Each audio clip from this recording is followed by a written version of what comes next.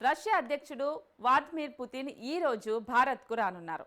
ఆయన రాక నేపథ్యంలో న్యూఢిల్లీలో భద్రతా ఏర్పాట్లు అత్యంత కట్టుదిట్టంగా ఏర్పాటు చేశారు. పుతిన్ రాక నేపథ్యంలో రష్యా ఫస్ట్ డిప్యూటీ ప్రధాని డెనిస్ కూడా న్యూఢిల్లీకి చేరుకున్నారు.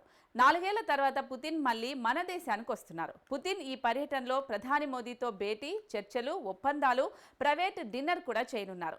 ఈసారి 23వ భారత్ రష్యా వార్షిక సదస్సు డిసెంబర్ 4, 5వ తేదీల్లో న్యూఢిల్లీలో జరుగుతోంది. ఈ సదస్సులో ప్రధానంగా వాణిజ్యం, రక్షణ, శక్తి రంగాల్లో చర్చలు జరగబోతున్నాయి.